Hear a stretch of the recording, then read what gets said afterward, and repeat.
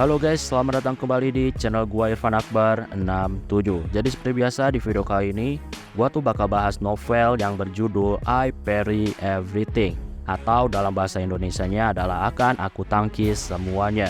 Jadi seperti biasa dalam video kali ini yang gua bahas ini adalah volume 4, dan ini adalah part 2 atau part terakhir dari volume 4. Gue ingetin lagi kalau video ini tuh adalah spoiler untuk kelanjutan animenya. Jadi kalau misalkan kalian gak suka spoiler, kalian tuh bisa langsung aja close video ini. Video ini juga adalah kelanjutan dari video-video sebelumnya. Jadi buat kalian yang belum nonton video pembahasan yang sebelumnya, kalian tuh bisa nonton videonya terlebih dahulu. Sebelum kita mulai, gue di sini mau ngingetin lagi ke kalian, jangan lupa untuk subscribe channel ini. Dan jangan lupa juga untuk nyalain loncengnya supaya kalian dapat notif kalau channelnya update video terbaru. Oh ya, buat kalian yang mau support gua, kalian tuh bisa langsung aja gabung dan join ke membership, atau bisa juga ngasih jajan via super chat, atau bahkan lewat link Saweria yang ada di deskripsi maupun komentar video ini. Gue juga di sini mau ngasih tahu ke kalian kalau gue tuh punya channel khusus yang bahas tentang manhwa. Jadi buat kalian yang suka sama komik Korea ataupun komik Cina, kalian tuh bisa langsung aja mampir ke channel gue yang satunya, yaitu Irfan67. Oke, tanpa basa-basi lagi, langsung aja kita mulai ke ceritanya. Jadi kisah dimulai dari pertarungan antara Nor dan Astira melawan kerangka raksasa atau orang-orang negara teokrasi yang suka menyembahnya, sering menyebutnya dengan Holy Mitra. Monster itu sekarang ngeluarin sihir Black Ball. Itu adalah sihir yang kuat yang dimiliki sama Mitra. Nah, tapi ya serangan itu masih bisa ditangkis sama Nor.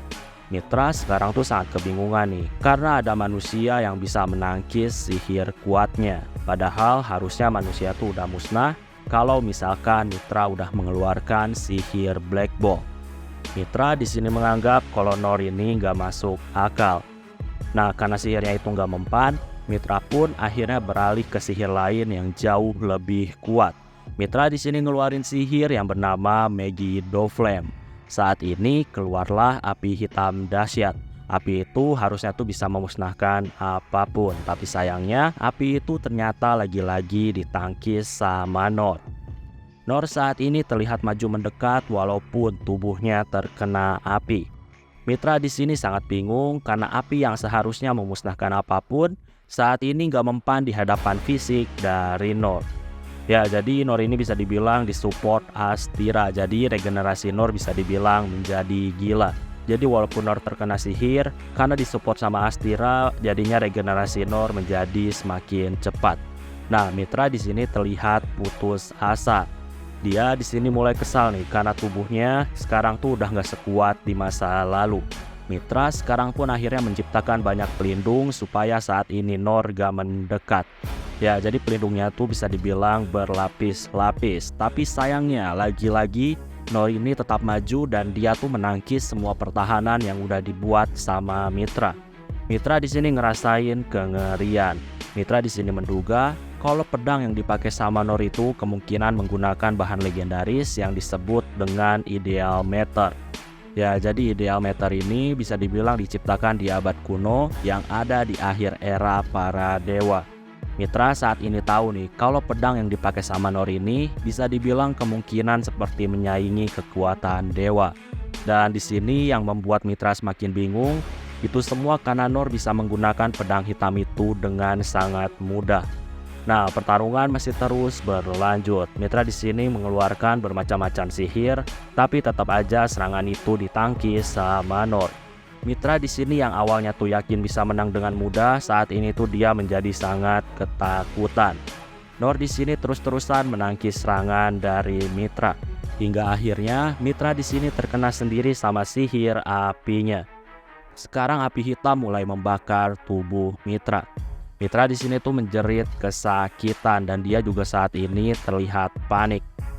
Mitra di sini masih gak nyangka orang seperti dia yang hampir mendekati dewa ternyata bisa dikalahkan melawan dua orang manusia. Mitra di sini kesal karena rencananya ternyata gagal. Mitra bisa dibilang dari awal sengaja menciptakan negara teokrasi untuk membantu kebangkitan kekuatannya, tapi sekarang rencana itu harus gagal. Ya, salah satu rencana dari Mitra ini adalah membesarkan anaknya dengan harapan anaknya bisa dijadiin tubuh barunya. Di sisi lain, Pangeran sama Rin sekarang tuh masih berjuang menghadapi banyak monster. Mereka mau menuju inti dungeon. Dan singkatnya mereka tuh sampai di suatu area. Nah, ketika sampai di area itu, Pangeran kebingungan. Pangeran di sini bingung karena sekarang tuh nggak ada penghalang yang melindungi inti dungeon. Menurut Pangeran seharusnya tuh ada penghalang kuat yang bakal menghalangi perjalanan ke inti dungeon. Tapi sekarang penghalang itu nggak ada. Ya, pada intinya Pangeran sama Rin ini masih bingung dengan apa yang terjadi karena nggak ada penghalang yang mencegah ke inti dungeon. Singkatnya, mereka berdua saat ini di inti dungeon dan di sana mereka tuh melihat kristal berwarna ungu yang sangat cerah. Keduanya tentunya menjadi semakin aneh karena inti dungeon gak dijaga.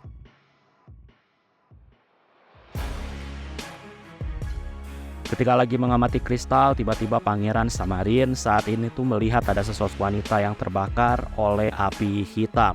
Ya, itu adalah Astira versi jahat. Astira versi jahat di sini dia tersenyum karena saat ini kedatangan Pangeran dan juga Rin. Rin di sini bingung. Astira jahat ini kulitnya terbakar sama api hitam, tapi Astira jahat terlihat biasa aja.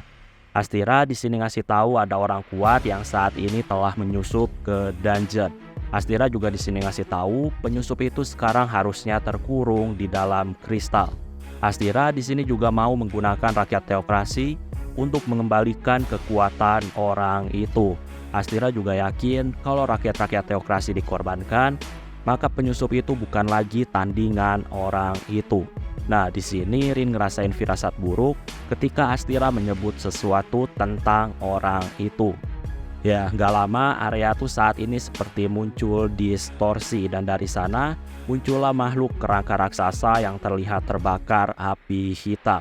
Kerangka itu juga di sini terlihat berantakan. Rin di sini ketakutan. Rin ingat kalau makhluk itu adalah Mitra, dewa yang disembah sama negara teokrasi. Rin juga sekarang sadar kalau Mitra ini adalah makhluk yang sangat jahat dan memang sengaja membuat agama untuk mengumpulkan banyak orang. Dengan gitu, masyarakat tuh bisa dikorbankan untuk kebangkitan kekuatannya. Rin sekarang ketakutan dan dia tuh bingung tentang gimana cara untuk mengalahkan makhluk seperti dewa. Pangeran juga di sini akhirnya mengkonfirmasi kalau di umur 5 tahun dia tuh nggak bermimpi. Dan wujud menyeramkan yang dilihat Pangeran ketika umur 5 tahun adalah wujud nyata. Nah, Astira di sini tuh mengajak Rin sama Pangeran untuk segera bergabung dengannya dan menerima berkah dewa. Pangeran sekarang tuh di sini mau ngobrol berdua dengan Astira. Nah, sebelum mendekati Astira, Pangeran di sini ngasih tahu kalau Rin harus segera melarikan diri. Pangeran bakal memberi ruang untuk Rin lari.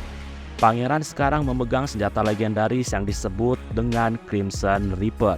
Pedang itu punya kekuatan yang mampu membunuh lawan hanya dalam sekali serang, tapi resikonya kematian si penggunanya.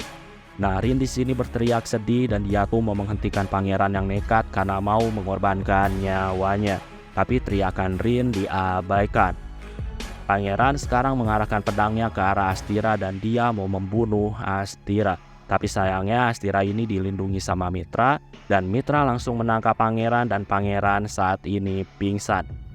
Rin di sini ketakutan. Rin juga sekarang tuh diangkat sama Mitra dengan menggunakan tangannya. Rin di sini tuh nggak bisa bergerak dan dia tuh menyadari kalau dia saat ini sangat lemah. Mitra di sini menaruh Rin dan Pangeran di giginya. Rin di sini hanya bisa pasrah. Tapi nggak lama Rin melihat sosok pria dengan pedang hitam yang mendekat. Ya, akhirnya Nori ini keluar dari kristal. Mitra dan Astira versi jahat saat ini mereka tuh sangat terkejut ketika mereka melihat Nor tuh berhasil keluar dari kristal. Saat ini Rin sama Pangeran pun dilempar ke udara dan Mitra saat ini menyerang Nor dengan menggunakan tinjunya. Serangan pukulan itu langsung ditangkis sama Nor dan itu menyebabkan tulang dari Mitra hancur berkeping-keping. Di saat yang sama, Pangeran sama Rin juga jatuh dengan keras dari udara. Rin sekarang meraih Pangeran dan dia memangku Pangeran. Tapi nggak lama muncullah sosok wanita yang saat ini mendekati Noor. Rin sama pangeran saat ini terkejut karena wanita itu sangat mirip dengan Astira. Noor saat ini tentunya memperkenalkan Astira versi bayi kepada Rin. Noor di sini ngasih tahu kalau wanita itu memanglah Astira. Pangeran yang mendengar itu dia menganggap kalau Astira versi baik adalah ibunya yang asli. Nah di sisi lain Astira versi baik ini ketika dia melihat Tyrants, dia tuh ngerasa seperti ada sebuah kedekatan. Astira di sini tuh nggak ngerti kenapa dia bisa gitu. Noor di sini jelasin kalau dia tuh sekarang bakal mengejar benda itu. Di sini Rin sangat terkejut karena monster yang dianggap seperti dewa saat ini tuh dianggap seperti benda.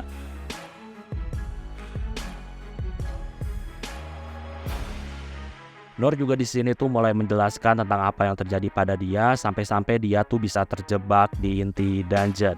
Noor juga di sini jelasin alasan kenapa dia bisa keluar dan itu semua cuma karena dia tuh mengetuk suatu tempat menggunakan pedangnya. Dan tiba-tiba jalan keluar dari kristal terbuka. Noor di sini tentunya gak ngerti kenapa hal itu bisa terjadi. Tapi pada intinya dia tuh bersyukur karena dia bisa keluar dari kristal.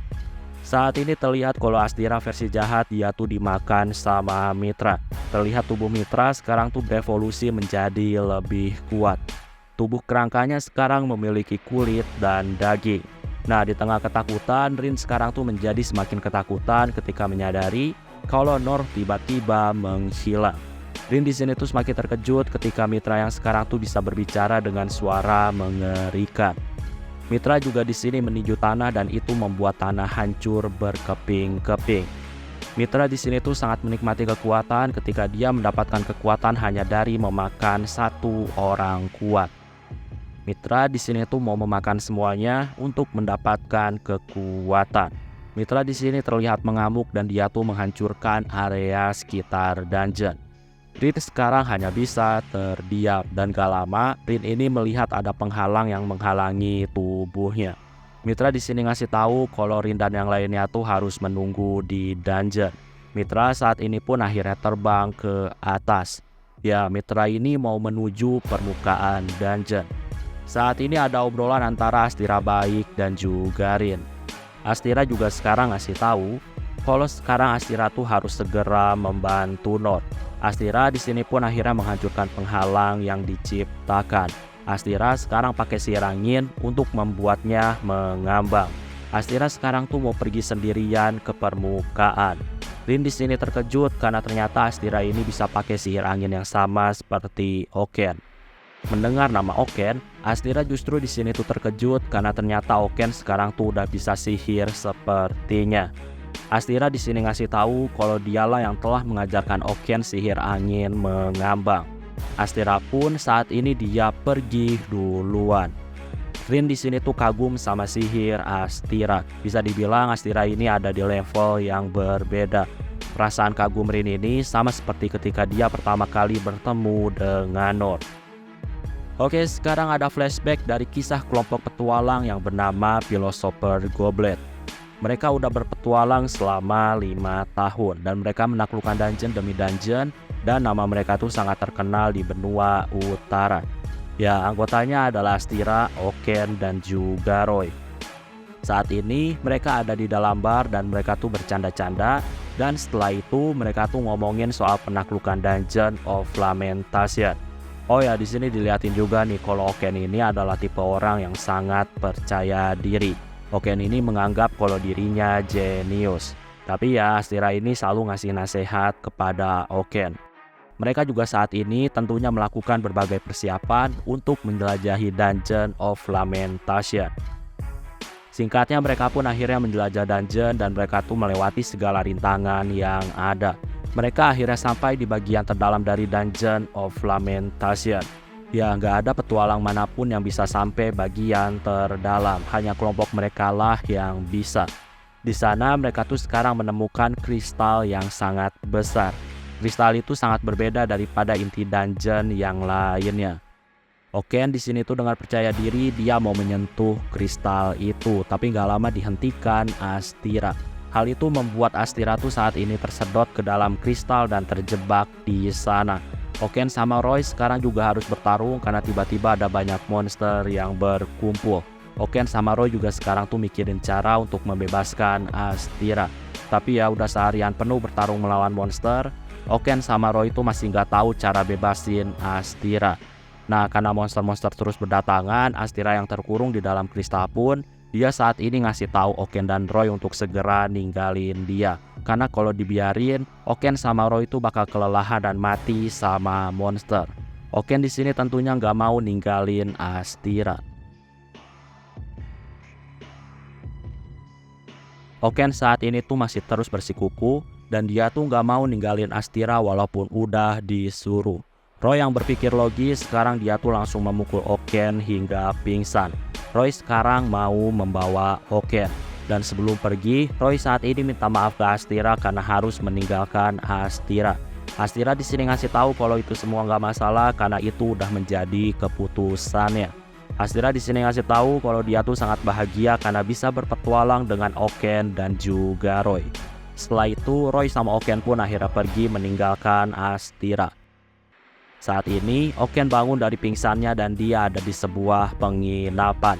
Oken di sini tentunya langsung nanyain kepada Roy tentang apa yang terjadi kepada Astira.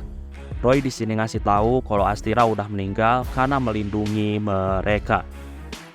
Oken di sini sangat marah pada tindakan pengecut dari Roy yang meninggalkan Astira. Oken di sini sambil nangis. Dia tuh masih ngerasa yakin kalau dia tuh bisa menyelamatkan Astira. Tapi di sini Roy ngasih tahu kalau itu semua nggak mungkin. Semua orang udah mencapai batasnya dan keputusan terbaik adalah meninggalkan Astira. Oken di sini masih sedih dan dia sangat marah. Oken sekarang tuh udah nggak percaya lagi pada Roy.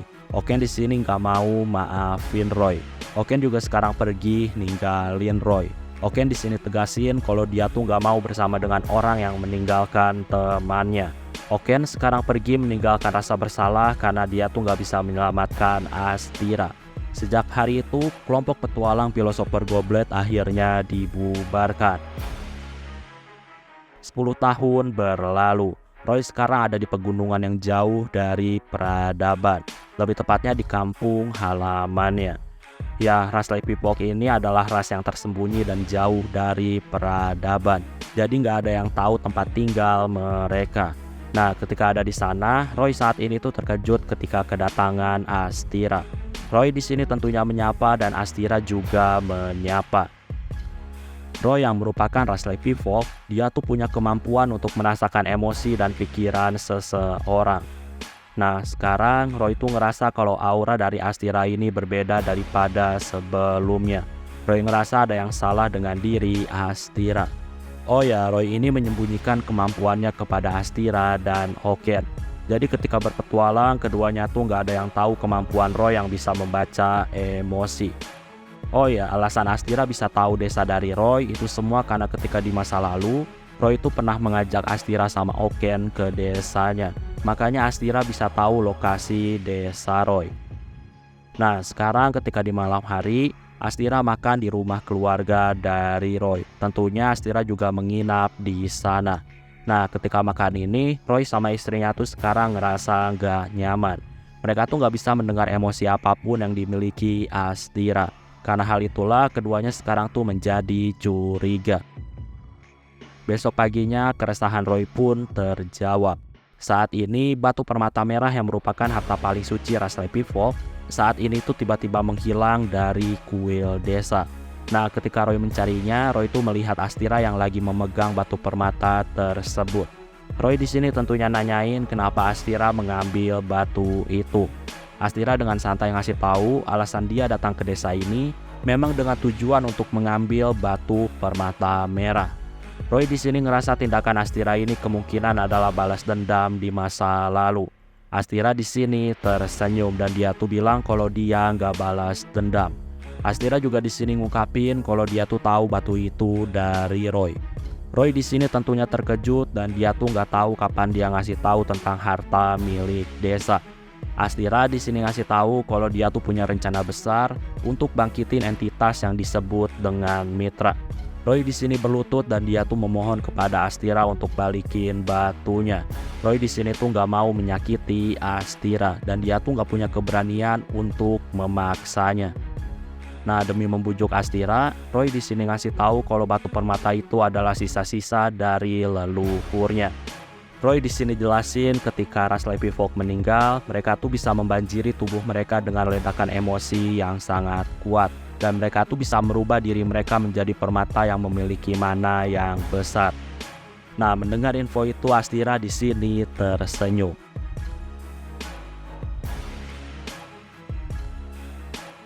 Roy saat ini masih tetap memohon kepada Astira, tapi di sini Astira ngasih tahu karena dia mendapatkan info dari Roy, Astira ini mau mempersembahkan semua yang ada di desa ini untuk tuannya.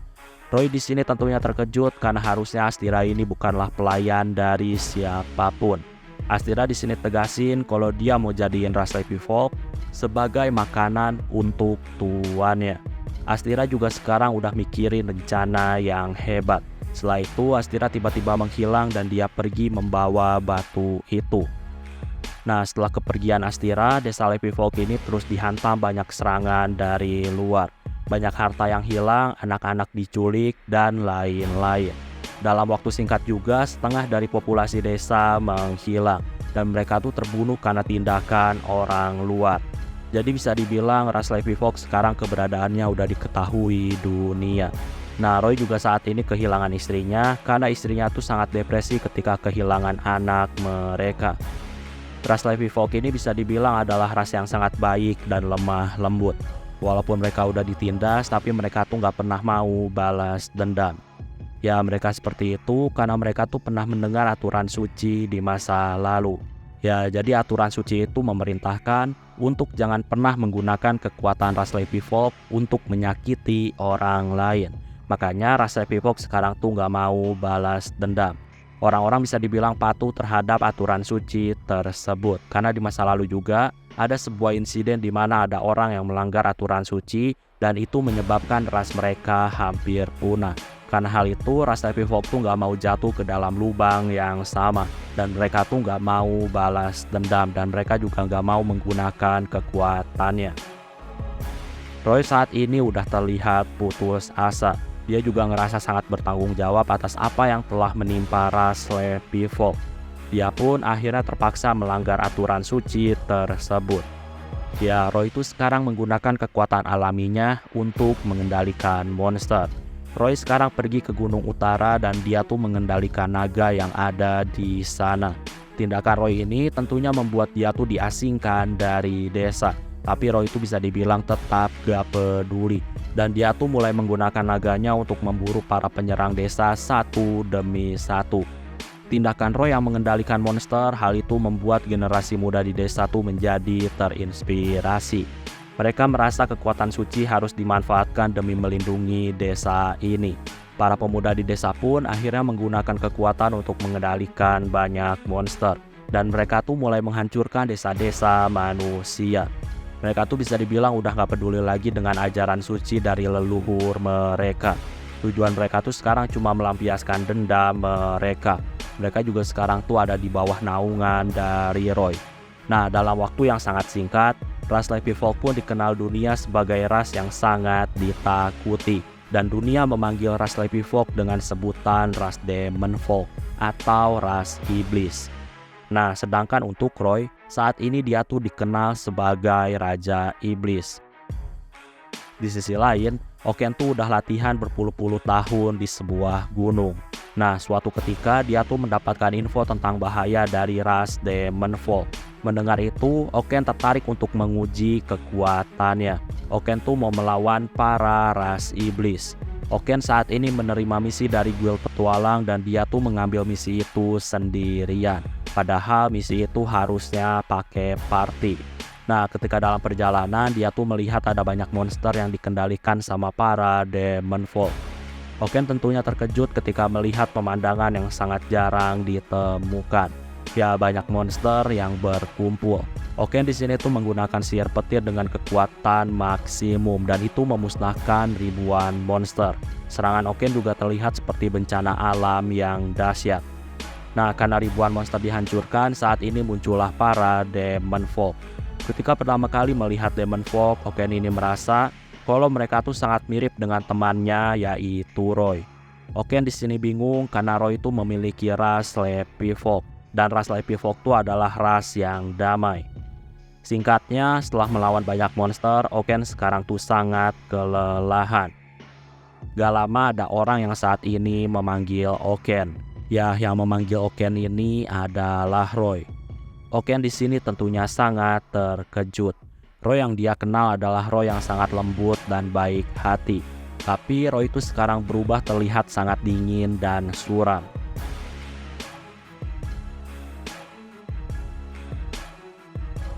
Roy sekarang dengan ekspresi suram, dia tuh ngasih tahu kalau semua yang terjadi saat ini itu semua karena ulah dari Astira. Roy pun di sini ceritain semuanya.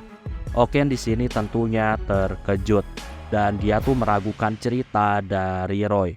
Oken ini mengenal kalau Astira tuh adalah sosok lembut dan baik hati, jadi harusnya nggak mungkin melakukan hal itu. Tapi di sisi lain Oken juga percaya pada Roy. Roy di sini pun akhirnya menyuruh Oken untuk pergi. Roy mau kalau Oken gak terlibat. Oken pun saat ini dia dengan sedih meninggalkan Roy.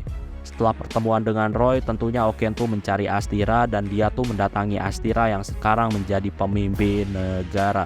Nah, ketika ngobrol dengan Astira, Oken tuh ngerasa kalau yang di depannya tuh bukan seperti Astira. Sosok di depannya tuh bukan Astira yang dia kenal. Oken sangat tahu kalau Astira tuh harusnya nggak mungkin sedingin itu dan harusnya Astira tuh nggak mungkin berkonflik dengan Roy. Oken sekarang tuh merasa sangat sedih karena kedua sahabatnya tiba-tiba berubah. Oken pun saat ini pergi. Beberapa bulan berlalu, Oken sekarang tuh mendapatkan kabar kalau pasukan Demon Folk yang dipimpin sama Raja Iblis Roy ternyata udah dihancurkan sama Astira dan pasukan Teokrasi. Oken sekarang menuju desa tempat di mana Roy berada. Oken ke sana karena dia tuh mendapatkan kabar kalau tubuh Roy masih belum ditemukan sama Teokrasi. Nah, ketika sampai di kampung halaman milik Roy, ternyata desa itu udah rata dengan tanah. Ketika keliling desa di tengah reruntuhan, Oken saat ini tuh melihat Roy yang terluka sangat parah dan Roy ini diambang kematian. Oken di sini mau menyembuhkan Roy, tapi Roy di sini melarangnya. Roy itu mau mati bersama dengan rasnya. Oken di sini terlihat sangat sedih karena kedua sahabatnya tuh sekarang malah berakhir untuk saling membunuh. Roy di sini juga nggak mengerti kenapa semuanya tuh bisa sampai seperti ini. Roy di sini tuh menyalahkan dirinya sendiri atas apa yang telah terjadi. Oken di sini tuh nggak mau kalau Roy itu menyalahkan dirinya sendiri. Oken justru di sini tuh menyalahkan dirinya sendiri. Oken tuh menyesali karena dia di masa lalu nggak kuat. Karena dia nggak kuat, maka hal yang seperti ini terjadi. Oken juga menyesali karena dia tuh meninggalkan Roy di masa lalu. Padahal kalau mereka masih menjadi petualang, harusnya Roy itu nggak mungkin seperti ini. Ya, pada intinya ada kesedihan dan saling menyalahkan diri sendiri. Roy di sini ngasih tahu kalau dia tuh sangat senang bahwa di akhir hidupnya dia tuh bisa bersama sahabatnya. Sebelum mati, Roy itu saat ini mengubah tubuhnya sendiri menjadi batu permata berwarna merah, yang saat ini tuh disebut dengan Demon Heart. Oken sekarang membawa permata Roy karena itu adalah permintaan dari Roy. Ya, jadi selama 2 abad, Oken tuh selalu menjaga permata dari Roy. Hingga suatu ketika, Oken tuh ngasih batu itu kepada seorang anak yang memiliki sebuah kemiripan dengan Roy. Oken tuh berharap kalau anak itu bisa memanfaatkan permata itu dengan sangat baik. Oke, sekarang kita kembali ke masa kini. Jadi saat ini rakyat negara teokrasi menjalani hari seperti biasa. Tapi nggak lama tiba-tiba rakyat teokrasi ini dikejutkan dengan adanya ledakan kuat di arah katedral. Dan di sana juga terlihat ada manusia raksasa mengerikan. Langit-langit juga sekarang tuh berubah menjadi sangat gelap. Rakyat teokrasi tentunya sangat panik ketika tiba-tiba muncullah monster raksasa. Mitra sekarang tuh terlihat sangat senang karena akhirnya dia tuh bisa melihat dunia luar.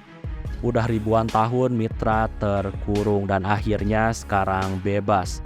Mitra sekarang tuh butuh banyak darah dan daging untuk dijadiin makanan supaya kekuatannya kembali pulih. Mitra tuh mau segera memakan daging yang selama ini udah dia kumpulkan. Nah, ketika Mitra lagi menikmati kebebasannya, tiba-tiba di udara tuh ada sosok kecil yang melesat ke arahnya. Sosok itu menggunakan pedang hitamnya untuk menangkis kepala Mitra. Mitra pun saat ini terjatuh lagi ke lubang kegelapan.